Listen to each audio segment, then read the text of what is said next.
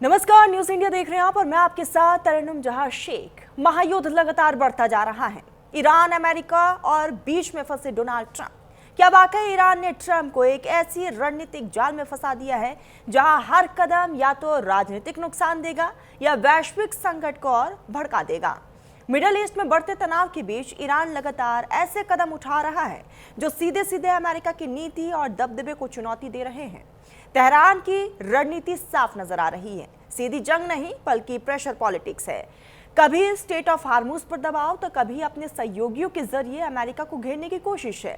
और यही वो चाल है जिसने डोनाल्ड ट्रंप को एक मुश्किल स्थिति में डाल दिया है, यानी आगे कुआं पीछे खाई। एक्सपर्ट्स की माने तो ईरान की यही रणनीति है, अमेरिका को सीधे युद्ध में नहीं बल्कि कूटनीतिक और आर्थिक दबाव में उलझाना, ताकि दुनिया के सामने ये दिखाया जा सके कि अब अमेरिका की सुपर पावर वाली पकड़ जो है वो ढीली पड़ गई है। और इसीलिए आज 32वां दिन है और लगातार इस युद्ध में अब तक बहुत ज़्यादा नुकसान भी हुआ है, चाहे वो इजराइल हो, अमेरिका हो या फिर ईरान हो। एक तरफ नेगोशिएशन की बातें हो रही है, एक तरफ डोनाल्ड ट्रंप कह रहे हैं कि ये युद्ध खत्म हो जाएगा। एक डेडलाइन डोनाल्ड ट्रंप की तरफ से दी गई, वो है 9 अप्रैल। कहा गया है कि 9 अप्रैल तक युद्ध जो है वो खत्म होगा। लेकिन दूसरी तरफ है मिडल ईस्ट में सैन्य ताकत को और मजबूत अमेरिका की तरफ से किया जा रहा है।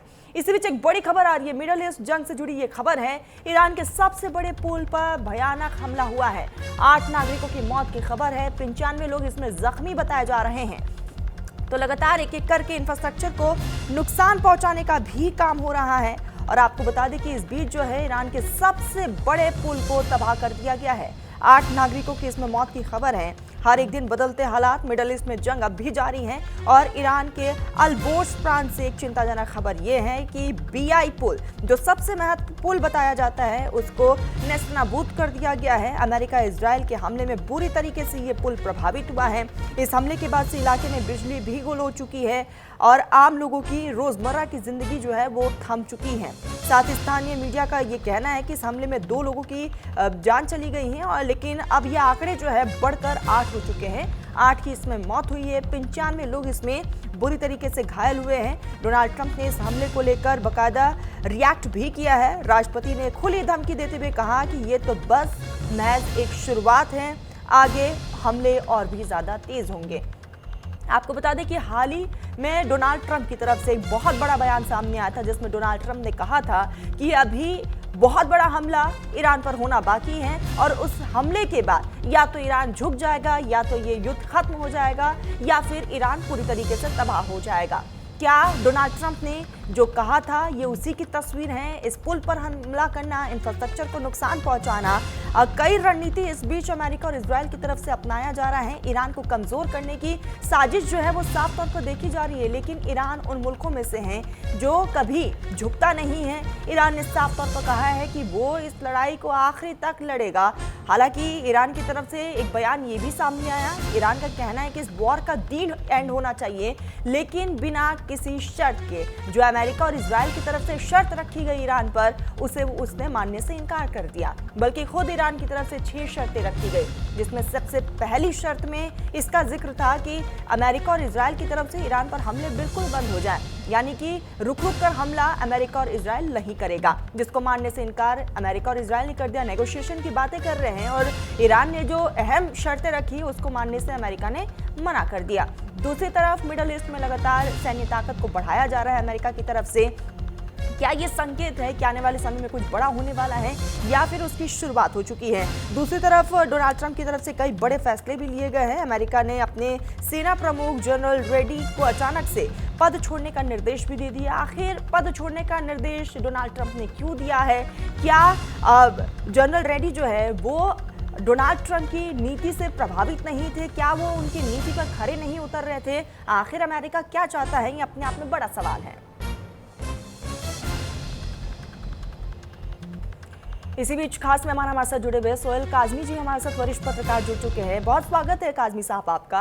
काजमी साहब, हम लगातार देख रहे हैं ये युद्ध जो है अपने विध्वंसक स्तर पर पहुंचता जा रहा है। डोनाल्ड ट्रंप कहते कुछ और है, करते कुछ और है। इस बीच जो है बीआई पुल पर बड़ा हमला हुआ है, इंफ्रास्ट्रक्चर को अब टारगेट किया जा रहा है ईरान के। देखिए मैम, गुड मॉर्निंग। ये जो हो रहा है ये तो हम कल भी चर्चा कर रहे थे और ये 35वां दिन है आज। और हम जानते हैं कि इसको देखिए, ईरान तो शुरू से डटा हुआ है। वो ट्रम्प कह रहा है कि हम 2 हफ्ते में जंग खत्म करेंगे। हम मतलब वो अकेला जंग शुरू किया, अकेला ही जंग खत्म करेगा। ऐसा कभी दुनिया में हुआ नहीं है। जब 2 मुल्कों के बीच में जंग होती है तो तीसरा मीडिएट करता है या चौथा मीडिएट करता है और 2 कंट्रीज को बिठा के टेबल पे नेगोशिएट करता है। ये हम वाली जो बात है वो ईरान ने उसका जवाब दिया है कि हम 6 महीने, आपने सुना होगा, 6 महीने तक हम जंग लड़ेंगे। शुरू तुमने की है, खत्म हम करेंगे। ये ईरान का शुरू से एक स्टेटमेंट जब उनके खामनाई साहब को असैसिनेट किया तब से आ रहा है। तो लगता है यही दिख रहा है कि झुकने वाला तो है नहीं, जैसे आप खुद कह रही हैं, लेकिन ट्रंप भी चुप नहीं करेगा। ट्रंप पे देखिए भरोसा करना बहुत मुश्किल है। ट्रंप सुबह कुछ कहता है, दोपहर को वो मुकर जाता है और शाम को फिर दोबारा ट्वीट करना शुरू कर देता है। और ईरान बिल्कुल उसी तरीके से आगे बढ़ रहा है, क्योंकि उसको पता है कि ट्रंप की करनी और कथनी में बहुत फर्क है और वो रिलायबल जो इंसान होता है या रिलायबल जो रूलर होता है उसकी तरह बिहेव नहीं करता है। वो एक तरफ तो इस्लामाबाद को मीडिएशन के लिए वो प्लेटफॉर्म मुहैया करने की बात कर रहे हैं कि भैया ठीक है, इस्लामाबाद में बात करो, पाकिस्तान की सरजमीन पे बात होगी, मेरा वाइस प्रेसिडेंट जाएगा वहां, बातचीत करेगा। वहां से अटैक्स पे अटैक्स हो रहे हैं और धमकियां भी दी जा रही है। तो ये सब दर्शाता है कि ट्रंप रुकने वाला नहीं है जब तक आर या पार ना हो जाए। और उस आर और पार में जो है, आप देख लिए सुबह सुबह उसने सबसे बड़ा पुल जो है उस पर हमला किया। उसकी रिटेलिएशन में ईरान भी करेगा, ईरान पीछे नहीं हटेगा।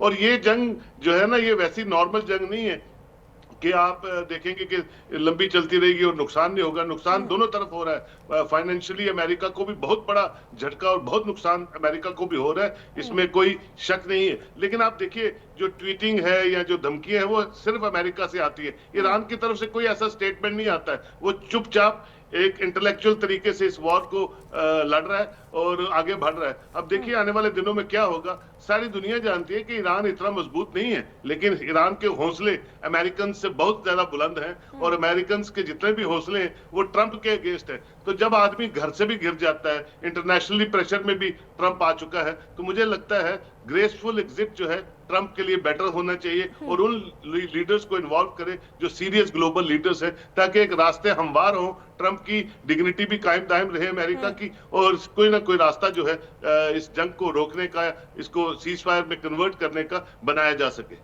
ठीक है, इसी बीच हमारे साथ निपुण आलम्बियान जी भी जुड़ चुके हैं, विदेश मामलों के जानकार है। बहुत स्वागत है निपुण साहब आपका न्यूज इंडिया पर। निपुण साहब, आखिर ये जंग जा कर है, 35वां दिन है, कोई भी पीछे हटने को तैयार नहीं है। एक दबाव अमेरिका पर जरूर है, लेकिन उस दबाव में भी अमेरिका दब नहीं रहा। नहीं, देखिए, एक हम लोग मान रहे थे कि अमेरिका दबाव में भी है और अमेरिका परेशान भी है, क्योंकि अमेरिका ने सोचा नहीं था कि ये वॉर इतना लंबा चल जाएगा। और अमेरिका ने कोशिश भी की कि हम वॉर को रोकने के लिए तैयार हैं। इधर ईरान का भी अपना है कि अगर मैं वॉर से पीछे हटता हूँ, वॉर से पीछे हटने के बाद दोबारा मुझ पर हमले नहीं होंगे, दोबारा मुझ पर अटैक नहीं होंगे, ये कहना भी बड़ा मुश्किल होगा। और देखिए, ईरान ने अपना जो एटॉमिक प्रोग्राम है वो बहुत हाई लेवल पे पहुंचा दिया है। अब उसको डिस्ट्रॉय करना या उसको रोकना बड़ा मुश्किल होगा सभी कंट्रीज के लिए। और अमेरिका तो अब इसलिए परेशान ज्यादा है कि नाटो फोर्सेस ही पीछे हट गई हैं। और नाटो के अलावा देखिए, इसराइल को कहा अमेरिका ने कि ग्राउंड ऑपरेशन करना है, तो इसराइल भी कहता है कि मैं अपनी फोर्सेस को ग्राउंड ऑपरेशन के लिए नहीं दे पाऊंगा। तो अमेरिका इसमें वॉर में कहीं ना कहीं, और कई दिन तक अमेरिका ने अपनी वॉर को रोके रखा कि भाई हम वॉर को रोके रखते हैं, कुछ रास्ता निकल जाए, कुछ सोल्यूशन निकल जाए, लेकिन वो सोल्यूशन आपको होता हुआ नहीं दिखाई दिया। तो लिहाजा अमेरिका भी कहीं ना कहीं अपने एक इमेज को लेकर कि भाई मेरी बात कोई मानी नहीं जा रही है, मेरी बात को कोई एक्सेप्ट नहीं कर रहा है, तो ऐसे में अमेरिका अपनी ताकत की आजमाइश कर रहा है। मुझे लगता है कि कहीं ना कहीं ये जो ताकत की आजमाइश है या अमेरिका का ज्यादा अटैक करना है, ये कहीं ना कहीं अमेरिका को उलझाएगा इस वॉर के अंदर। और देखिए, बात क्या है कि ईरान तो इतना बड़ा पावर ना था, क्योंकि 1979 से आप देखिए कि जिस देश के साथ अमेरिका या नाटो के संबंध अच्छे नहीं रहे और 95 सेशन झेल रहा है, तो उसकी फोर्सेस तो कुछ है नहीं, केवल रिवोल्यूशनरी गार्ड के दम पर ही वो पूरा फाइट कर रहा है। लेकिन ईरान के बैक में कौन है? बैक में है रशिया, है चाइना है। रशिया लगातार स्ट्रेटजिकली हम बात करें, वेपन सपोर्ट की बात करें, तमाम तरह का सपोर्ट उसको ईरान को उपलब्ध करा रहा है। चीन जो है इकोनॉमिकल सपोर्ट दे रहा है उसका, चाहे ऑयल लेकर, गैस लेकर ईरान का। तो वो जो सपोर्ट है, वो सपोर्ट सिस्टम अगर ईरान का बना रहेगा तो ईरान लंबे निपुण समय साहब, तक आपको नहीं लगता इस कि मोड़ अभी में टिक फिलहाल सकता है। आईआरजीसी भी बहुत ज्यादा कमजोर हो गया है? देखिए, कमजोर तो ईरान हुआ है, हम भले कुछ भी कह लें, लेकिन ईरान में काफी ज्यादा कमजोर हुआ है जब टॉप लीडरशिप आपकी टारगेट कर दी गई। बिल्कुल। लगातार ईरान के बड़े बड़े अड्डों पर, ठिकानों पर अटैक किए गए हैं, तो ईरान तो कमजोर हुआ है, इसमें तो कोई दो राय बात नहीं है। लेकिन बात यह है कि उसको जो सप्लाई है लगातार, वो रशिया की ओर से चीन के सपोर्ट की वजह से ईरान टिका हुआ है।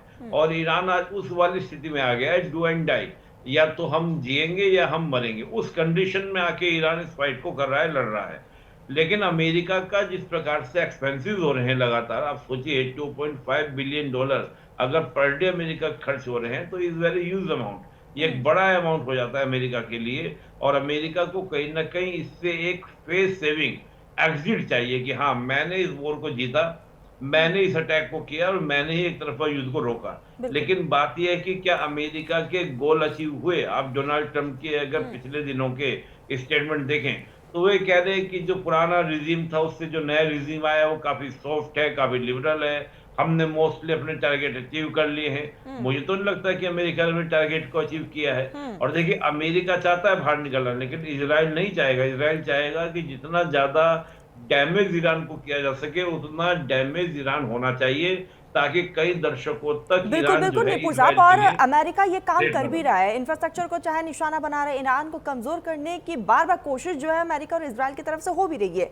बने रहिएगा, इसी बीच एक बहुत बड़ी खबर सामने आ रही है। अमेरिकी राष्ट्रपति डोनाल्ड ट्रंप का बड़ा बयान सामने आया।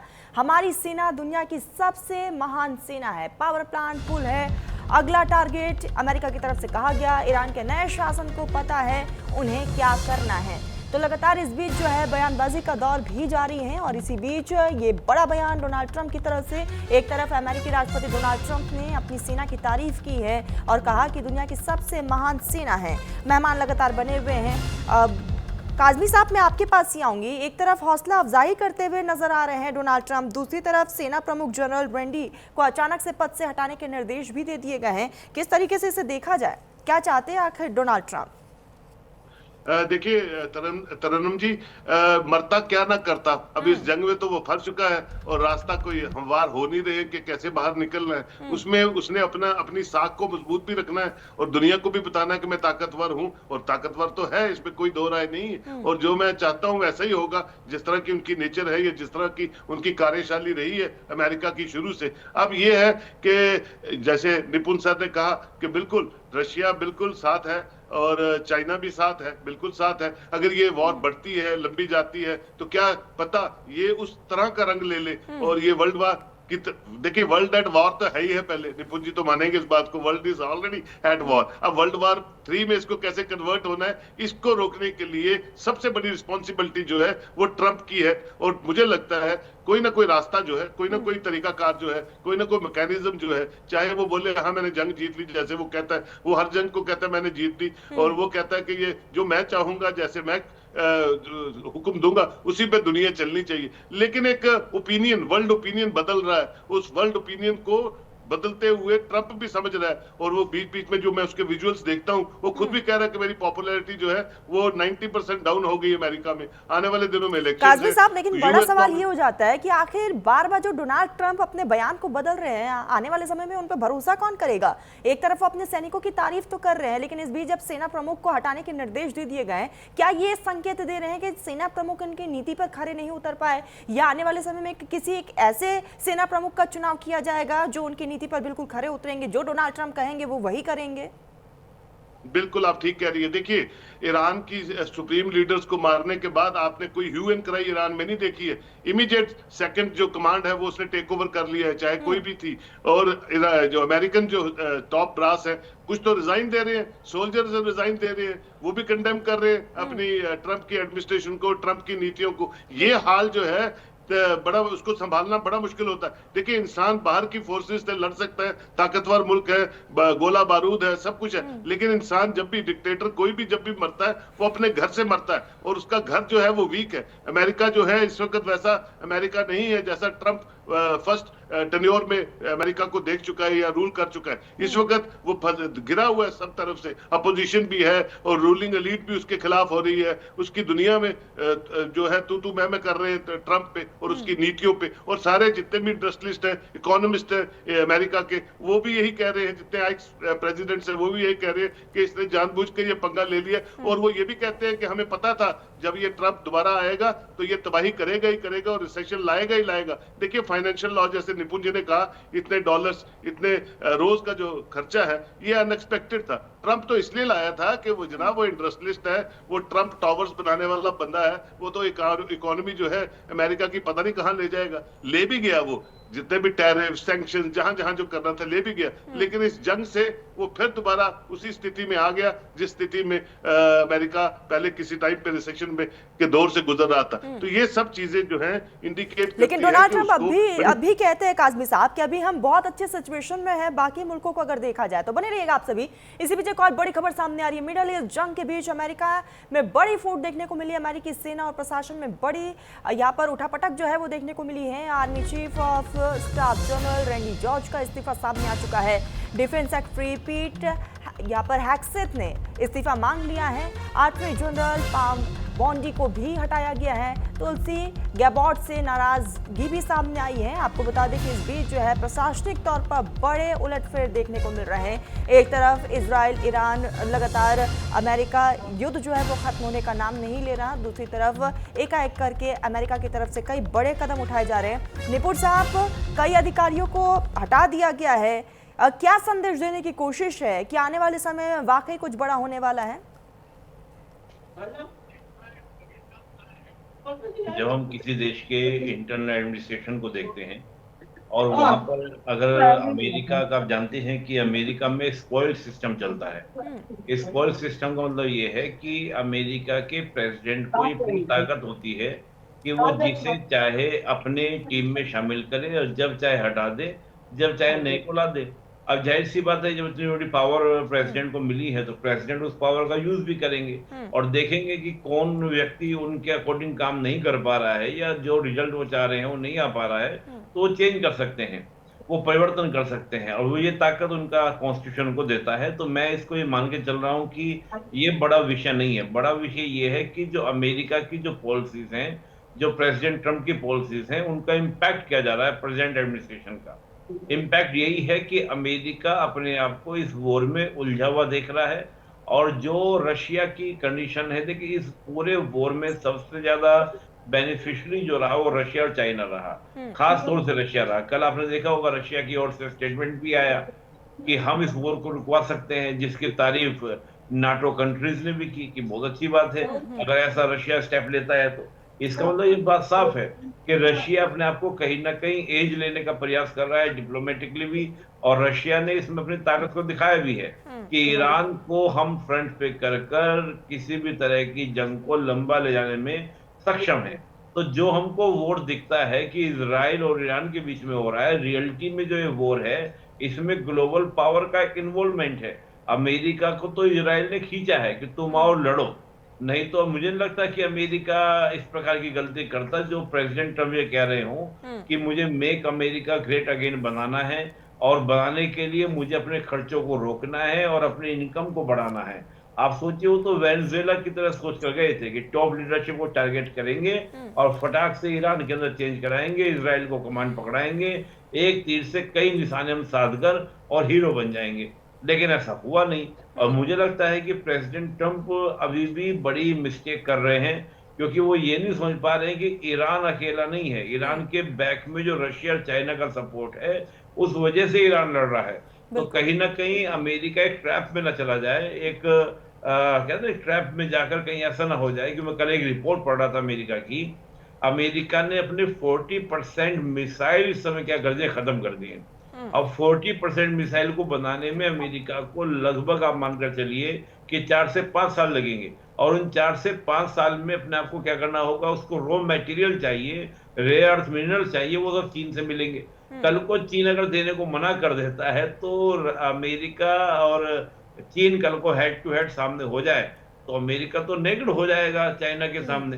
तो मुझे लग रहा है कि बड़ी मिस्टेक की ओर कहीं ना कहीं अमेरिका बढ़ रहा है, और इस वॉर को लंबा खींचकर अमेरिका अपने आप को, ये भी हो सकता है कि मुझे ऐसा लग रहा है कि प्रेसिडेंट ट्रम्प कहीं ना कहीं एक लास्ट पंच देने की तैयारी कर रहे हो, कि बिल्कुल। मैं एक लास्ट हैवी पंच दूं और उसके बाद में वॉर को विराम देने की बात कर दूं, और आगे इजराइल और ईरान आपस में फाइट करते रहे, हम इजराइल को निपुण साहब, बैक एंड एक चीज तो सपोर्ट करते साफ है, रहे। अमेरिका माने चाहे ना माने, लेकिन नुकसान बहुत ज्यादा हुआ है। अब देखने वाली बात यही होगी कि डोनाल्ड ट्रंप अब अगला कदम क्या उठाते हैं। बने रहिएगा, एक बड़ी खबर आ रही है। राष्ट्रपति डोनाल्ड ट्रंप ने 2 और जनरल को पद से हटाया है। ट्रंप ने डेविड होडने और विलियम ग्रीन को हटा दिया है। अमेरिका के इंटेलिजेंस प्रमुख को हटाने की भी चर्चा हो रही है। तुलसी गबार्ड को भी पद से हटा सकते हैं डोनाल्ड ट्रंप। जंग पर तुलसी गबार्ड के बयान से ट्रंप काफी लंबे समय से नाराज चल रहे थे। FBI डायरेक्टर काश पटेल को भी हटाने की चर्चा तेज हो चुकी है। तो लगातार एक एक करके जो बड़े फैसले जो हैं वो लिए जा रहे हैं डोनाल्ड ट्रंप की तरफ से। जो भी उनकी नीति पर खरा नहीं उतर रहे हैं उनको सीधा बाहर का रास्ता दिखाया जा रहा है। बड़ा कदम डोनाल्ड ट्रंप की तरफ से। और ऐसे में आप सभी की नजर ये कि अचानक से ये बदलाव क्यों डोनाल्ड ट्रंप कर रहे हैं। क्या वाकई कुछ बड़ा होने वाला है, या फिर ऐसे लोगों को जिम्मेदारी देंगे जो सिर्फ और सिर्फ डोनाल्ड ट्रंप की सुनेंगे। काजमी साहब, मैं आपके पास ही आऊंगी। जैसे ये युद्ध की शुरुआत हुई, कई बयान सामने आए। डोनाल्ड ट्रंप ने कहा कि अगर ये युद्ध 6 महीने तक भी चलेगा तो हम लड़ने के लिए सक्षम है। तो ईरान कह रहा है कि 6 महीने क्या, अगर साल भर भी चलता है युद्ध तो हम लड़ेंगे। हालांकि ईरान जो है एक कदम भी पीछे नहीं हट रहा। नेगोशिएशन के इस बीच बातें भी हो रही है। डोनाल्ड ट्रंप की तरफ से कुछ शर्तें रखी गई, ईरान ने अपनी 6 शर्तें रख दी और दोनों ने मानने से इनकार भी कर दिया। सर, क्या लग रहा है, कूटनीति का अभी भी कोई रास्ता बचा हुआ है? वन टेबल टॉक हो सकता है, उम्मीद हम करें।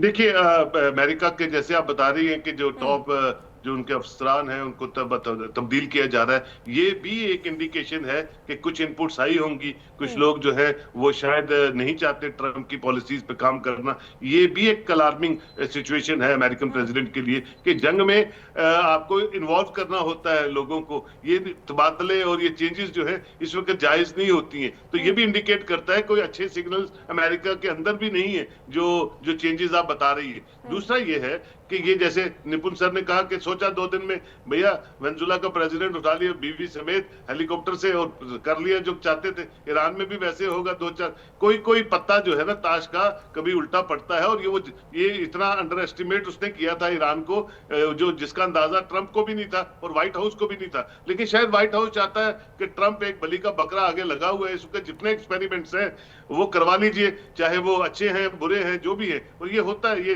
रणनीति जो पॉलिसी मेकर्स होते हैं किसी भी मुल्क के, उनकी जो पॉलिसी मेकिंग में जो चीजें हैं वो इस वक्त हो जाए तो अच्छी बात है। लेकिन उनके रिजल्ट जो है वो अमेरिका के लिए अच्छे नहीं आ रहे हैं। अमेरिका के आगे बढ़ने का तरीकाकार है उसको रोक रहे हैं। वो जो उसकी जो डिग्निटी है और जो वो एक सुपर पावर बना हुआ है वो उस पर सवालिया निशान लगा रहे हैं। देखिए, ईरान तो जानता था शुरू से कि कभी भी अटैक होगा, इसीलिए सैंक्शंस लगी हैं, इसीलिए टैरिफ्स लगे हुए। लेकिन वो दबे हुए लोग जो नहीं खुल के बोलते ट्रंप के आगे या ट्रंप की नीतियों को खिलाफ नहीं बोलते, आज उनको भी मौका मिल रहा है जिसकी तरफ ये इशारा कर रहे हैं। चाहे वो रशिया है, चाहे वो चाइना है, चाहे नॉर्थ कोरिया है, और भी बहुत से कुछ मुस्लिम ममालिक मुल्क हैं। अब देखिए, मुस्लिम ममालिक 56 कंट्रीज में से 10-12 तो चलिए अमेरिका के पे रोल्स पे हैं जहां यूएस बेसिस थे जिसको हिट किया इन्होंने। लेकिन उसके अलावा जो वर्ल्ड ओपिनियन है, अब इराक के लोग बिल्कुल कट्टर दुश्मन थे ईरान के, लेकिन आज इराक बिल्कुल साथ है ईरान के।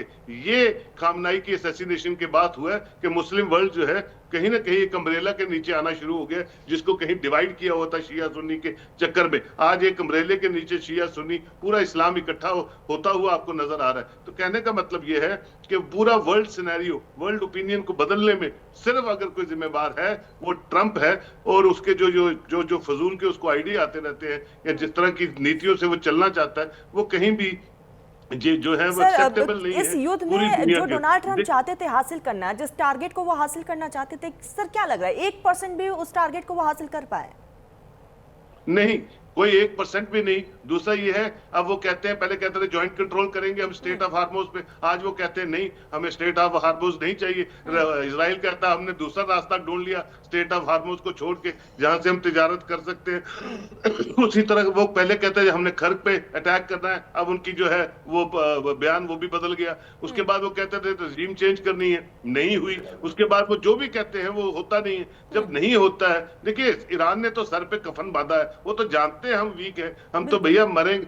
वो देखिए करबला का मंजर 1400 साल पुराना हर घर में रोज वहां रिपीट किया जाता है, और जिस डाइनिंग टेबल पे दस्तरखान पे वो बैठते हैं सिर्फ इमाम हुसैन की शहादत की बातें करते हैं और सर पे कफन बांध के हमेशा शहादत के लिए तैयार रहते हैं। तो ऐसे मुल्क के लोग अपनी आर्मी के साथ छोटे छोटे बच्चे जाते हैं और कहते हैं हम शहीद होने के लिए तैयार है। तो ये जज्बा जो है, ये जज्बा देखिए हक और ना हक की लड़ाई है ये। बिल्कुल, और यही जज्बा है कि ईरान जो है वो झुकने को तैयार बिल्कुल भी नहीं है। बने रहिएगा आप सभी। एक बड़ी खबर आ रही है, अमेरिका पर भड़के ईरानी राष्ट्रपति डोनाल्ड ट्रंप पुल पर हमले से नहीं करेंगे सरेंडर, हमला यूएस की हार को दिखाता है। पेजेश्कियान की तरफ से ये बड़ा बयान दिया गया है। आपको बता दें कि इस बीच जो है एक तरफ अमेरिका इजराइल की तरफ से बड़ी कार्रवाई की गई, B1 पुल पर बड़ा अटैक किया गया है और उससे आसपास के इलाके में भी काफी ज्यादा असर पड़ा है। और अमेरिका पर अब ईरानी राष्ट्रपति की तरफ से ये बड़ा बयान सामने आया, पुल पर हमले से हम झुकने वालों में से नहीं है, हम सरेंडर नहीं करेंगे। हमला यूएस की हार को दिखाता है, यूएस की बौखलाहट को दिखाता है। मेहमान हमारे साथ लगातार बने हुए हैं। निपुर साहब, मैं आपके पास ही आऊंगी। जैसा कि हम इस बात का जिक्र कर रहे हैं कि जो अब टारगेट हासिल डोनाल्ड ट्रंप करना चाहते थे उन्होंने वो नहीं किया। लगातार अब इंफ्रास्ट्रक्चर को टारगेट किया जा रहा है, उनको निशाना बनाने की कोशिश हो रही है। क्या डोनाल्ड ट्रंप को ये लग रहा है कि ईरान झुक जाएगा या ईरान एक कदम पीछे हटा लेगा?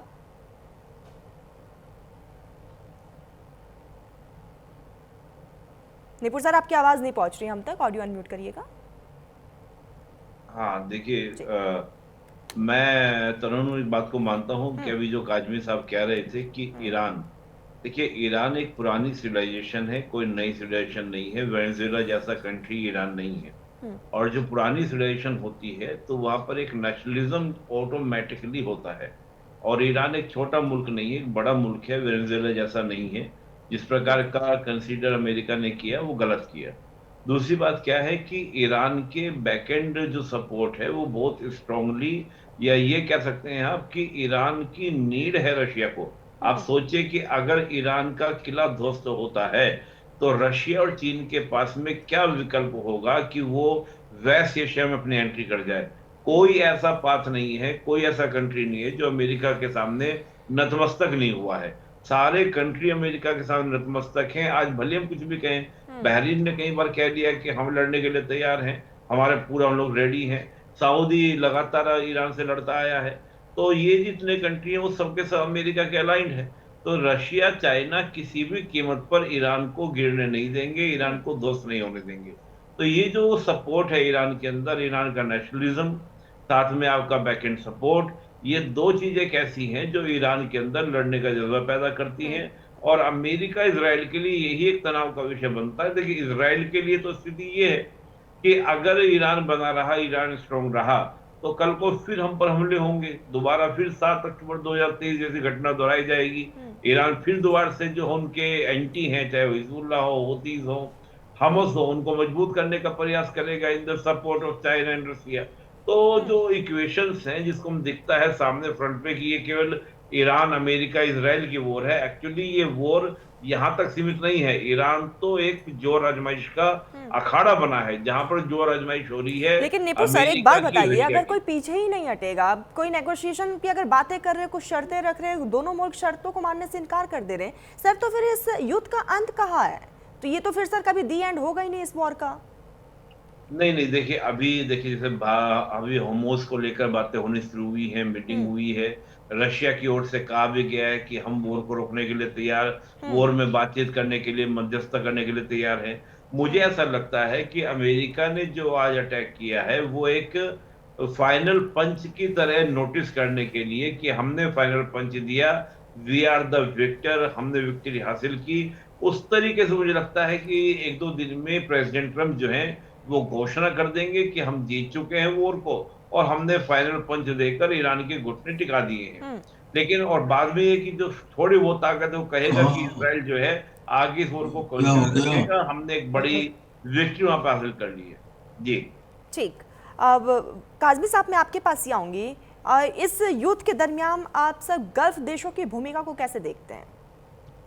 देखिए वो एक्सपोज हो चुके हैं, सारा गल्फ जो है वो एक्सपोज हो चुका है। वो इनके भाड़े के लोग थे, भाड़े के मुल्क है जो जो बड़े सो कॉल चैंपियन बने हुए इस्लाम के। और ये देखिए सऊदी अरेबिया हमेशा लीड करने के फिराक में रहता था इस्लाम को, पूरी दुनिया में करता भी रहा, कोई दो राय नहीं है। और पीछे से उनका जो रीढ़ की हड्डी है वो अमेरिका रहा हमेशा। ये शिया सुन्नी तो एक दो फिरके हो गए ना, अहले हदीस, अहले सुन्नत, अहले ये जितने भी तबके बने, ये इसकी जो देन है इस्लाम को वो सिर्फ सऊदी अरेबिया की है, और हम उनको फॉलो करते रहे पूरी दुनिया के मुसलमान। और आज वो एक्सपोज हो गया जब उनके बेसिस पे हुआ। यूएस तो आया नहीं, वो पैसा इन्वेस्ट किया, यूएस बेसिस जब तबाह हुए, अमेरिका तो नहीं आया उनको एड्रेस करने के लिए, जितने भी 8 के 8 मुस्लिम ममालिक थे। तो कहीं ना कहीं आने वाले वक्त में वो जो सो कॉल चैंपियन बने हैं इस्लाम के, वो भी एक्सपोज हो गया, और उनकी भी जो पॉपुलैरिटी कहिए या उनकी जो जो जो जिस तरह से वो चलते थे, उन पे भी बहुत सी मुझे लगता है अब चेंजेस आने वाली है। वहां के लोग भी जो है, देखिए मुस्लिम ममालिक के लोग जो, हाँ 8 कंट्रीज में अटैक भी हुआ, वो भी अपने हुक्मरानों के अगेंस्ट हो चुके हैं। वो जो सिर्फ रेडिकलाइज इस्लाम चलाने की कोशिश करते रहे, सिर्फ रेडिकलाइज और रेडिकलाइज, और अगर लीड ले गया कोई, देखिए हार जीत तो होती रहती है, ईरान जानता है वो इतना मजबूत नहीं है, लेकिन जो इस्लामिक पॉइंट ऑफ व्यू से रिलीजियस सेंटिमेंट्स को देखते हुए तरन्नुम जी जो लीड ले रहा है वो सिर्फ ईरान है कि भैया सच्चाई, ईमानदारी, अपने ईमान पे चलने का तरीकाकार वो ये है कि जिंदगी, अल्लाह ने जब जिंदगी दी है तो मौत भी आएगी, लेकिन ये जो जो जो डिग्निटी को अपनी तोड़ के, अपनी रीढ़ की हड्डी को तोड़ के हम नहीं जिएंगे। हम जिएंगे तो अपनी टर्म्स पे, जो अल्लाह के बताए हुए रास्ते उस पे चलेंगे। और ये बहुत से मुस्लिम ममालिक लोग आज मानने लगे हैं, और मैं समझता हूं एक नया ट्विस्ट जो है इस्लाम को इकट्ठा करने का, उसका श्रेय भी ट्रंप साहब को ही जाता है, जो हमेशा जो अमेरिकन पॉलिसीज तोड़ती रही है पूरे मुस्लिम समाज को या पूरे इस्लाम को टेररिज्म के श्रेणी में लाने की कोशिश करती रही है। तो मैं समझता हूं जब कोई ऐसा चेंज आती है, इसमें बड़े बड़े जो बुद्धिजीवी होते हैं, बड़ी बड़ी जो ताकतें होती हैं, change is the law of nature, कहीं ना कहीं भगवान है, खुदा है जो सब चीजों को चेंज करता है। और ये मैं एक मुइज़े को की तरह, एक मिरेकल की तरह समझता हूं कि दुनिया बदलेगी और बदलनी चाहिए। एक ही डायरेक्शन में अमेरिका चलाता रहेगा, वैसा मुमकिन नहीं होगा आने वाले। ये जंग चाहे कल खत्म हो जाए जैसे निपुण सर कह रहे हैं, या 1 महीने बाद खत्म हो जाए, ये जंग बहुत से लवाजमात दुनिया के जो है वो बदल देगी। और हमें पूरी उम्मीद है दुनिया किस तरह से आगे चलनी चाहिए, किस एम्बिट ऑफ लॉ के अंडर चलनी चाहिए, और अमन कैसे प्रवेल करना चाहिए पूरे सब कॉन्टिनेंट में, उसकी तरफ इशारा करती है। ठीक है, आऊंगी मैं आप सभी के पास। इसी बीच एक और बिग ब्रेकिंग आ रही है। जंग के बीच क्रूड ऑयल की कीमतों में उछाल देखने को मिला है, लगातार दाम में इजाफा हो रहा है। कच्चे तेल की कीमत $109 प्रति बैरल पहुंच चुकी है, कल $106 प्रति बैरल थी कच्चे तेल की कीमत, और ऐसे में लगातार इजाफा जो है वो साफ तौर पर देखने को मिल रहा है। इकोनॉमी पर इसका असर, जाहिर तौर पर आम जनता की जेब पर भी इसका असर होगा। तो कच्चे तेल के दामों में बढ़ोतरी देखा गया है, और आपको बता दें कि हर एक दिन दाम में इजाफा हो रहा है। इसी बीच रिटायर कर्नल टीपी त्यागी साहब हमारे साथ डिफेंस एक्सपर्ट जुड़ चुके हैं। टीपी साहब, बहुत स्वागत है आपका न्यूज़ इंडिया पर। टीपी साहब, हर एक दिन इस युद्ध की बदलती तस्वीरें सामने आ रही है, हालात हर एक दिन बदल रहे हैं। दूसरी तरफ नेगोशिएशन की बातें हो रही हैं, लेकिन नेगोशिएशन के बीच में सर मिडल ईस्ट में सैनिकों की तैनाती अमेरिका की तरफ से हो रहा है। क्या संकेत देना चाह रहे हैं? क्या वाकई कुछ बड़ा होने वाला है? सर, क्या बूट्स ऑन ग्राउंड भी आप देख सकते हैं? जी, मैं इतना कह सकता हूं कि अगले 2-3 हफ्ते में कुछ निर्णायक और बड़ा एक्शन होने वाला है। देखिए, बड़ी मूसलाधार बारिश होने से पहले बूंदाबांदी शुरू हो जाती है। अब वैसे तो बूंदाबांदी इस युद्ध में चली रही थी, लेकिन अभी अचानक क्या हुआ, अभी ईरान के अंदर जो मिडिल ईस्ट का सबसे ऊंचा पुल है, करीब 1 किलोमीटर से ज्यादा लंबा है, उसको तोड़ दिया गया। ऐसे ही ईरान ने भी ताबड़तोड़ हमले शुरू कर दिए हैं मिडिल ईस्ट कंट्रीज में, जहां जहां अमेरिकन बेसिस हैं, और इजराइल के ऊपर। उधर अमेरिका ने ये कह दिया है कि 2-3 हफ्ते इस युद्ध को और चलने देंगे, 2-3 में खत्म कर देंगे। अब ये 2-3 हफ्ते में खत्म हो जाएगा, इसका आकलन ये होता है कि जब लड़ते लड़ते लड़ते आप एक ऐसी स्थिति पे आ जाते हैं कि बस और ज्यादा लड़ने की ताकत नहीं रहती, या और ज्यादा वार वेस्टेज रिजर्व आपके पास नहीं रहते, तब आखिर में आप समझौता करते हैं या युद्ध को छोड़ के हार जीत एक्सेप्ट कर लेते हैं। ये स्थिति क्या ईरान की नहीं आई है? कहें लोग कुछ भी, भाषण कुछ भी दें, पर आप ये जानिए कि ईरान हमला कर रहा है कितने देशों पे? 15 देशों पे। और अमेरिका और इजराइल हमला कर रहे हैं कौन से देश पे? एक देश पे। इफेक्ट किस पे ज्यादा होगा जी? ईरान पे ज्यादा होगा या ये जो मिडिल ईस्ट की और कंट्रीज है, सऊदी अरबिया, उनके ऊपर ज्यादा होगा? तो ईरान में करीब 30,000 के करीब टारगेट के ऊपर हमला किया गया है। क्या उसमें 10-20 किलो बारूद था जो ड्रोन में होता है, या 100-150 किलो बारूद था जो मिसाइल में होता है? वहां बम गिरे हैं जी, और उन बम के अंदर एक एक टन उससे ज्यादा का बारूद है। और बारूद के बाद में उसकी हालत ये है कि इतने हमलों के बाद उसके IRGC headquarter, military headquarter, intelligence headquarter, space research centre, यानी कि जो इम्पोर्टेंट कंट्रोलिंग कम्युनिकेशन सेंटर थे, उनको तबाह कर दिया गया है। अब रह क्या गई स्ट्रेंथ? रह गई थोड़ी बहुत स्ट्रेंथ जो है वो स्टेट ऑफ हॉर्मुज को कंट्रोल करने की। उसके बारे में 65 देशों की बाकायदा एक वर्चुअल मीटिंग हुई है। आज सिक्योरिटी काउंसिल में मीटिंग है। अब ये कहना कि साहब सऊदी अरबिया अमेरिका की तरफ चला गया, वो अमेरिका की तरफ जाना चाहिए था, नहीं जाना चाहिए था, मैं अपने कादमी साहब से इस मामले में एग्री कर लूंगा। लेकिन मैं इतना कहना चाहूंगा कि क्या मिडिल ईस्ट में कोई ऐसी कंट्री है जो एक ऑक्टोपस की तरह से अपनी आतंकी प्रॉक्सीज रखे? हिजबुल्ला, हमास, हूती, कतैब हिजबुल्ला, अल बदर, पॉपुलर मोबिलाइजेशन फोर्स, ये क्या है सर? क्या ये नेशन थे? ये आतंकी संगठन बनाए हुए हैं। और ये आतंकी संगठन स्टेट में, विद इन स्टेट, यानी कि अगर यमन में जाए तो यमन में हूतियों ने वो स्टेट को तबाह कर दिया। अगर लेबनान में आए तो हिजबुल्लाह ने लेबनान को तबाह कर दिया। अगर गाजा में आए तो हमास ने गाजा को तबाह कर दिया। और वो आतंकी संगठन किसके हैं? वो ईरान के हैं। क्या ये वाला बिहेवियर एक्सेप्टेबल है दुनिया में? क्या इतने शरीफ आदमियों के दुनिया में क्या इस किस्म का मॉडल एक्सेप्ट किया जा सकता है?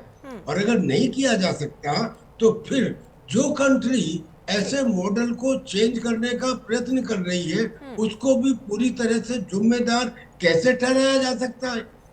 हालांकि चीजें दोनों तरफ से, ऐसा नहीं है। मैं तो अमेरिका का बिल्कुल सपोर्टर नहीं हूँ, क्योंकि पूरी दुनिया में केवल एक ये ऐसी कंट्री है जिसने 750 मिलिट्री बेसिस बनाए हुए हैं। क्यों बनाए हुए हैं?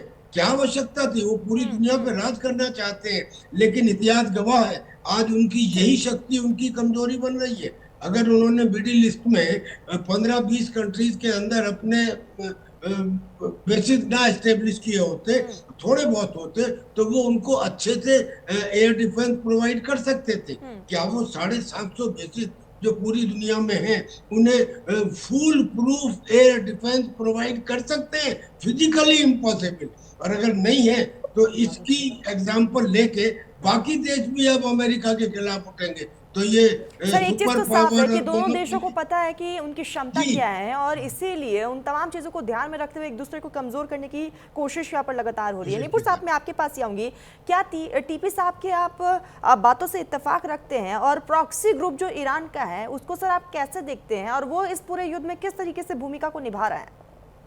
तरन्नुम जी, मैं एक बात कहना चाहता हूँ, और अगर और एंकर सुन रहे हो तो वो भी सुन ले। हम सब आपस में दोस्त हैं, कादमी साहब दोस्त हैं, निपुण जी हमारे दोस्त हैं। आप एक आदमी से ये कह के कि दूसरे आदमी ने कहा उस पर टिप्पणी करो, ये हम समझते हैं कि हमारे बीच में दरार पैदा करना है। नहीं नहीं आप नहीं, उनसे उनका क्यों लीजिए ना?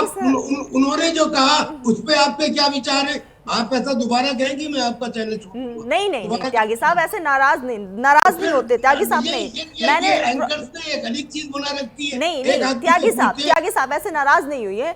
मैं सिर्फ ये समझना चाह रही हूँ कि सर वो उनकी नजर क्या है, सर वो प्रॉक्सी ग्रुप को कैसे देखते हैं? सर आपने जो कहा है ये आपके विचार है, निपुण साहब क्या सोचते हैं वो भी समझना जरूरी है। उनसे उनके विचार पूछो ना, मेरे विचारों के ऊपर उनकी। ठीक है निपुण साहब, आऊंगी आपके पास। तरुण जी देखिए, त्यागी जी हमारे बड़े हैं और हमारे सेना में रहे हैं, तो उनका आदर सम्मान हम लोग हमेशा करते हैं। बिल्कुल। और मैं तो मुझे मित्र कहा, मैं तो आज धन्य हो गया। मैं तो उनको बड़े भाई और अपने बुजुर्गों के रूप में देखता हूँ। और उनका बुरा मत मानिए, बड़े डांटते हैं तो हम लोगों को सीखने को मिलता है, तो कभी भी हमको बुरा नहीं मानना है बड़ों का। और त्यागी जी, आपकी बात तो कभी हम काट ही नहीं सकते। आपका तो जमीन पर अनुभव है, हम लोग तो किताबें पढ़कर, आर्टिकल, अखबार पढ़कर ही जानते हैं, वो चीजों को समझते हैं। थैंक यू देखिए, सर। त्यागी सर ने जो कहा वो, उसमें एक बात भी, किसी भी तरह का कोई भी सुधार नहीं है, उनकी पूरी बात से मैं एग्री करता हूँ। और देखिए, मैंने अभी स्टार्टिंग में जब हमारी बात चल रही थी, त्यागी सर थोड़ा लेट जुड़े हैं, मैंने आपको कहा था कि इजराइल के लिए ईरान ही, देखिए इजराइल ईरान को कहता है रोग स्टेट। रोग स्टेट को हिंदी में बोलते हैं हम दुष्ट राज्य। ये मैं नहीं कह रहा हूं, ये इजराइल कहता है, अमेरिका कहता है कि ईरान जो है एक दुष्ट राज्य है। अब उसका अपना एक नजरिया है कि वो क्यों कहता है दुष्ट राज्य। वो कहता है कि दुष्ट राज्य इसलिए है कि ईरान हमारे लिए नहीं, बल्कि पूरे पूरे रीजन के अंदर डिस्टरबेंस क्रिएट करता है। क्यों करता है, किस बेस पर कहा इजराइल ने ये बात? जो हमस, हिजबुल्ला, हुतीज को जो इराक के अंदर जो सपोर्ट करता है ईरान, उसके दम पर। अब यहाँ पे दो नजरिए हैं। एक तो कहना ये है, जैसे हम देखेंगे और कई बार कहा भी जाता है, भाई हिजबुल्ला क्यों फाइट कर रहा है? हिजबुल्ला अपने फिलिस्तीन के फोर्स को लेकर फाइट कर रहा है, उसको ईरान सपोर्ट कर देता है। हमस क्यों फाइट कर रहा है? अपने फिलिस्तीन के फोर्स को लेकर बात कर रहा है। लेकिन नो डाउट, अगर हम इस पूरे वेस्ट एशिया को देखें तो यहाँ पर आपको तीन चार पावर दिखाई देंगी जो अपने आप को इस्लाम का लंबरदार या झंडादार घोषित करने के लिए प्रयासरत है। सऊदी इसमें एज ले जाता है क्योंकि उसको एक मक्का मदीना की कल्चर का एक पूरा वेटेज मिल जाता है, लेकिन ईरान के पास तो ऐसा है नहीं। और अभी जो काजमी साहब कह रहे थे, तो बिल्कुल सही बात कह रहे थे कि खामनेई ने उस दूरी को पाटने का प्रयास किया जो सदियों से शिया सुन्नी का कॉन्फ्लिक्ट चल रहा था। भले ही सुन्नी मेजोरिटी के जो कंट्री की गवर्नमेंट है वो ईरान के साथ नहीं आई हो, लेकिन जनता जो थी वो कहीं ना कहीं खामनेई को इस्लाम का लंबरदार या झंडादार मान चुकी थी। इसलिए आप देखेंगे जब खामनेई की डेथ होती है तो पूरी दुनिया में शिया सुन्नी सब एक होकर प्रोटेस्ट करते हैं, ये बात फैक्ट है।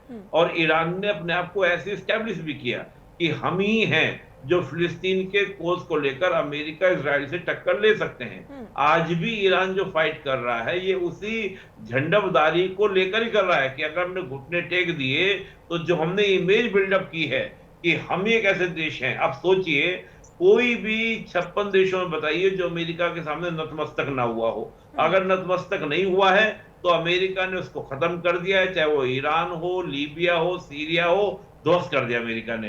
सऊदी कभी बोलता है अमेरिका के अगेंस्ट, आपको बोलता दिखाई दिया? कतर है, यूएई है, जितने भी आप कंट्रीज हैं, कोई आपको बोलता दिखाई देगा? केवल ईरान था। तो ईरान ने जो अपनी एक इमेज बिल्डिंग की है पिछले 79 से लेके आज तक, आज ईरान उसी इमेज के लिए लड़ रहा है। दैट इज द रियलिटी, यही सत्य है। और अमेरिका के सामने अगर घुटने ईरान टेक देता है तो वो सारी की सारी जो एक लेगेसी बनाई गई है वो लेगेसी खत्म हो जाएगी।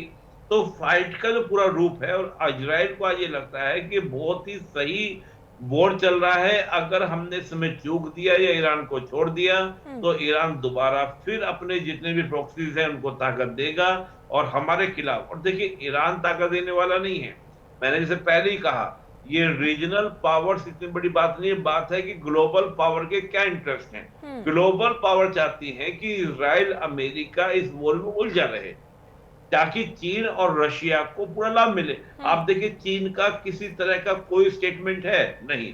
चीन साइलेंटली सपोर्ट कर रहा है इकोनॉमिकली ईरान को, और चीन वेट एंड वॉच कर रहा है। अभी मैंने आपको बताया था कि 40% अमेरिका के मिसाइल जो हैं वो खत्म हो चुके हैं। और अब अगर उन सारे के सारे मिसाइल को दोबारा अमेरिका बैठकर बनाए तो 4 से 5 साल लगेंगे। रेयर अर्थ जो मिनरल्स है वो आएंगे चीन से, चीन रोक देता है तो अमेरिका नेक्ड हो जाएगा। कल को अगर अमेरिका चीन में हेड टू हेड सामने हो जाता है, हम लोग तो एक थ्योरी पढ़ाते भी हैं, पढ़ते भी हैं। एक थ्योरी हम लोग बोलते हैं थ्योरी डायरस ट्रैप। थ्योरी डायरस ट्रैप ये कहता है कि दो महाशक्तियों में कौन सुपर पावर है, इसके लिए कभी ना कभी दोनों के बीच में वोट होना है। चीन भी जानता है और अमेरिका भी जानता है कि कभी ना कभी हम दोनों एक दूसरे के आमने सामने आएंगे। आज तो हम बैक एंड खेलते हैं। तो उस स्थिति में अमेरिका, मुझे लगता है, एक बड़ा ब्लंडर कर रहा है। यानी कि अमेरिका को रिपोर्ट साहब एक समझना चीज साफ चाहिए। है कि आने वाले समय में इस वॉर के कई फ्रंट भी खुल सकते हैं। बनी रहिएगा, एक बड़ी खबर आ रही है यूएन महासचिव की यूएस इजराइल की से यह बड़ी अपील सामने आई है, युद्ध को तुरंत रोका जाए। गुटरेस की तरफ से कहा गया युद्ध से विनाशकारी आर्थिक परिणाम होगा और जाहिर तौर पर जमीनी स्तर पर वो तमाम बदलती तस्वीरें भी देख रहे हैं कि लोगों को काफी परेशानियों का सामना भी करना पड़ रहा है। तो यूएन के महासचिव ने यूएस और इजराइल से यह अपील की है, कहा है कि आप लोग ये जल्दी युद्ध को खत्म कर दे। नेगोशिएशन की बातें हालांकि हो रही है, लेकिन उसके बावजूद जो है कुछ क्लियर तस्वीरें सामने नहीं आ रही। युद्ध को तुरंत रोका जाए, गुटरेस की तरफ से कहा गया युद्ध से विनाशकारी आर्थिक परिणाम होगा। काजमी साहब, मैं आपके पास ही आऊंगी। जाहिर है कि युद्ध से किसी का भी भला नहीं हुआ है, वॉर से सिर्फ और सिर्फ नुकसान ही हुआ है और सभी यही चाहते हैं कि जल्द से जल्द ये जो युद्ध है, ये वॉर जो है वो थम जाए। लेकिन सर क्या लग रहा है, नेगोशिएशन के लिए किसी एक मुल्क को सामने आना होगा? क्या कोई मध्यस्थता कर सकता है? हालांकि इसकी पहल भी हो चुकी है। देखिए, अभी तो वॉच एंड वेट की स्थिति चल रही है। मैंने पहले भी आपसे कहा कि बहुत से मुल्क हैं जो अमेरिका से बहुत दुखी हैं, लेकिन वो सामने नहीं आ रहे। जैसे निपुण जी ने भी कहा कि साइलेंटली चाइना और रशिया जो है वो मदद कर रहा है, कोई इसमें दो राय नहीं। त्यागी साहब मेरे बड़े भाई हैं और हम पिछले 20 साल से इनके साथ जुड़े हुए हैं। इनका भी जो एप्रीहेंशन है कि अकेला जो है वो कितना जंग लड़ लेगा, और त्यागी साहब सबसे खूबसूरत है हम सब में से। अभी तक देखिए इनकी स्माइल जो है वो इंडिकेट कर रही है, बता रही है कि जो ये बयान दे रहे हैं, मुझे लगता है कोई बीच का रास्ता निकलेगा ईरान के। देखिए ईरान जो है, देखिए हम मानते हैं हिंदुस्तान की संस्कृति में एक चीज तो आप मानते हैं, इबादतों का एक अपना रोल होता है, और इबादतें जो है जो जहां जहां भी सूफी सेंट्स इबादत गाहें होती हैं, खुदा वहां भी मदद करता है। और मुझे पूरी उम्मीद है कि जिस तरह का रिटेलिएशन ईरान कर रहा है और पूरी दुनिया को सोचने में मजबूर कर दिया, वो हार जाए, वो खत्म हो जाए, वो कुछ भी हो जाए, लेकिन वर्ल्ड ओपिनियन उसने बदल दिया। वर्ल्ड ओपिनियन बदलने में ईरान लीड ले रहा है, और वो लीड बिल्कुल जायज भी है कि जनाब आपको तो हमारी शक्ल ही पसंद नहीं, अमेरिकन को तो हम अच्छे नहीं लगते, मतलब हमारा जो फेशियल जो एक्सप्रेशंस है वो एक्सेप्ट ही नहीं करते। इस्लाम तो छोड़ दीजिए, वो समझते नहीं अपने बराबर। पूरी हिंदुस्तान, नॉर्थ साउथ एशिया के जो लोग हैं वो मजदूर हैं, वहां पे डॉक्टर्स यहाँ के हैं, इंजीनियर्स यहाँ के हैं, वो सिर्फ बैठ के अपनी ठाट बाट से जिंदगी गुजारते हैं और अपनी रॉयल लाइफ जीते हैं। लेकिन जो मरता है, जो काम करता है, जिसने अमेरिका को बनाया, वो सब लेबर हमारी है, पूरे साउथ एशियन कंट्रीज की है। तो कहीं ना कहीं आपको ये मानना होगा वो हमारा दोस्त रहेगा अमेरिका? कभी नहीं रहेगा। हम एक बढ़ती हुई इकोनॉमी है, 140 करोड़ का मुल्क है। वो कभी कहता है मोदी मेरा दोस्त है, कभी कहता है मोदी का मैं पॉलिटिकल कैरियर खा जाऊंगा। तो वो एक अनप्रेडिक्टेबल सा आदमी है, लेकिन है तो उसको मानना पड़ेगा। जैसे त्यागी साहब बोल रहे हैं कि मानना पड़ेगा, हम मानते हैं, लेकिन कहीं ना कहीं उसको भी सोचना होगा कि अमेरिका की जो अपनी डिग्निटी है वो कायम दायम रहे, वो दबदबा कायम दायम रहे। उसके लिए उसको लीड लेनी होगी और ग्रेसफुल एग्जिट करना होगा। ये ना हो ये बढ़ती चिंगारियां एक बड़े बारूद में कन्वर्ट हो जाए और फिर संभालना मुश्किल हो जाए। और तो दूसरा संभालने वाला, जैसे बोल रहे हैं चाइना बैठा है, बिल्कुल चाइना बैठा है। चाइना बोलता बहुत कम है, एक्शन ओरिएंटेड कंट्री है। आपने कभी कोई बयान नहीं सुना होगा वो जो सी पैक कर रहे हैं, वो जो पूरे वर्ल्ड में। काजमी साहब, मुझे लग रहा है कि सिचुएशन अब बहुत ज्यादा खराब हो चुका है, संभलने पर भी संभल नहीं रहा है। आऊंगी मैं। इसी बीच एक बड़ी खबर आ रही है, ईरान का बड़ा दावा सामने आया। अमेरिका के F-35 फाइटर प्लेन को गिराने का ये बड़ा दावा किया गया। दूसरे F-35 फाइटर प्लेन को गिराने का ये दावा किया है। सेंट्रल ईरान में F-35 को गिराने की बात कही गई है। तो ईरान ने ये बड़ा दावा किया। हालांकि अमेरिका इजराइल की तरफ से रुक रुक कर हमले लगातार जारी है। ईरान की तरफ से ये बड़ा दावा कि F-35 फाइटर प्लेन को हमने नेस्तनाबूद कर दिया है, उसे खत्म कर दिया है। ये बड़ा बयान ईरान की तरफ से आया है। टीपी साहब, मैं आपके पास ही आऊंगी। इस युद्ध में सर कोई भी एक कदम पीछे नहीं हटा रहा। आने वाले दिन में लगातार बदलती वो तमाम तस्वीरें सामने आ रही है जो बहुत ज्यादा घातक है। आम जिंदगी पर इसका असर भी पड़ रहा है। सर, ईरान इस बात को अच्छे से जानता है कि उसको वापस से पटरी पर आने में बहुत समय लग सकता है। सर, वो आखिर क्यों नहीं एक कदम पीछे हट जाए? सर, अगर ऐसे कहने से काम हो गया होता तो गांधी जी कहते कहते मर गए कि अहिंसा करो, अहिंसा करो। मैंने पहले ही कहा था कि जब बंदूक सामने हो तो गीता नहीं पढ़ी जाती। कहने से कोई किसी के नहीं मानता, जो शक्ति है वो शक्ति के सामने ही लोग मानते हैं। खैर, मैं दो टिप्पणी करना चाहता हूँ। एक तो अभी आपने यूनाइटेड नेशंस के गुटेरस की बात की, जिसके पास न नाखून है न दांत है। वो क्या कर सकते हैं अलावा अपील करने के? लेकिन वो कर सकते थे, क्योंकि वो विकलांग पैदा हुए हैं। अब माफ कीजिएगा मुझे ये शब्द इस्तेमाल करने के लिए, यूनाइटेड नेशंस ऑर्गेनाइजेशन की सिक्योरिटी काउंसिल में जो 5 लोगों को विटो पावर है, उस विटो पावर के ऊपर क्वेश्चन किसने किया था? भारत ने किया था। भारत के डॉक्टर रामास्वामी मुरलियार ने 1945 में जून में ये कह दिया था कि ये जो विटो पावर है ये हटनी चाहिए। जब उसमें ये क्या नाम, रशिया, अमेरिका और ब्रिटेन के हेड नहीं माने तो उन्होंने कहा अच्छा 10 साल में इसकी समीक्षा होनी चाहिए, यानी कि 10 साल में उसको बगैर परमानेंट वीटो पावर के हटाया जा सकता था। और ये बात डॉक्टर रामास्वामी मुरलियार ने उनकी क्लॉज नंबर 109 में लिखवा ली। आज क्या हिंदुस्तान को आगे नहीं आना चाहिए? हमारे थे डॉक्टर रामास्वामी मुरलियार जिनकी वजह से ये हुआ। अगर आज हिंदुस्तान जनरल असेंबली के अंदर लोगों से कहे कि भाई ये वीटो पावर की वजह से ही दुनिया के अंदर पीस और स्टेबिलिटी के ऊपर खतरा है, सारे लोग आपके साथ आएंगे। और तो इसीलिए इंडिया को रोल अब प्रोएक्टिव होके आगे आना चाहिए। ये तो मैं बता रहा हूँ कि सॉल्यूशन क्या है, क्योंकि आज यूएनओ की बात कोई सुनता नहीं, अलावा अपील करने के वो कुछ कर नहीं सकते, लिहाजा उनकी बात को तो खत्म कर दीजिए। अब बात बची कि क्या ईरान इसमें पीछे नहीं हट सकता। देखिए ईरान में बुद्धिमान लोग हैं, पर वहां एक छोटी सी प्रॉब्लम आ गई है। वहां पे जो IRGC है, वो IRGC इतनी स्ट्रांग हो गई है, उसकी अलग नेवी है, आर्मी है, मिलिट्री है, उसमें एक वासिज फोर्स है जो जिंदे आदमी को मुर्दा बना देते हैं, और उसके अंदर एक कुद्स फोर्स है। जो कुद्स फोर्स है उसका काम है दूसरे देशों में जाके आतंकी संगठन पैदा करना। अब इस IRGC ने क्या कह दिया है, कहने लगे जो रागची है, ये जो पेजेश्कियन है, ये तो पॉलिटिकल लीडर्स हैं, और देश की सुरक्षा के मामले में और देश की फॉरेन पॉलिसी के मामले में इनको कोई डिसीजन लेने का हक नहीं है। लिहाजा उन्होंने पेजेश्कियन के द्वारा नॉमिनेटेड किए गए स्पाई मिनिस्टर और बहुत सारे अपॉइंटमेंट्स को रद्द कर दिया।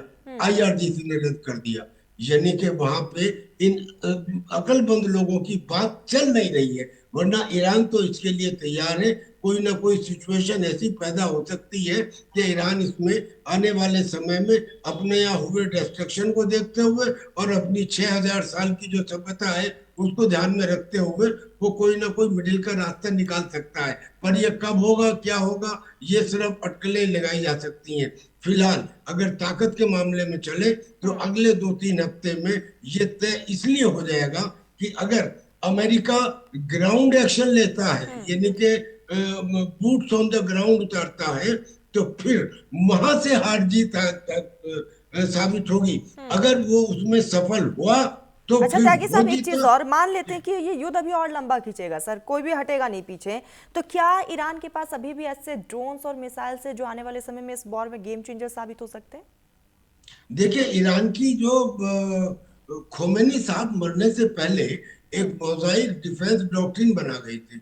उस डॉक्ट्रिन में 2 पार्ट थे। पहला पार्ट तो ये था कि भाई डिसेंट्रलाइजेशन, यानी कि अगर पूरी की पूरी ईरान की सेंट्रल लीडरशिप वही पॉप भी कर दी जाए तो भी उसके जो 31 प्रोविंशियल कमांडर्स हैं उनको अलग ड्रोन दे दिए, अलग मिसाइल दे दी, अलग टारगेट दे दिए और कह दिया कि आपको इंडिपेंडेंट लड़ने का अधिकार है, कोई बीच में आपको सेंट्रल कमांड से परमिशन लेने की जरूरत नहीं है। यानी आज ये लोग जो लड़ रहे हैं वो एक ईरान से नहीं 31 ईरान से लड़ रहे हैं। पर उनकी पॉलिसी में एक और पार्ट भी था, और वो पार्ट में 3 पार्ट थे। और वो पहला पार्ट था रिटेलिएट, दूसरा पार्ट था एब्जॉर्ब, और तीसरा पार्ट था वायलेंटली अटैक।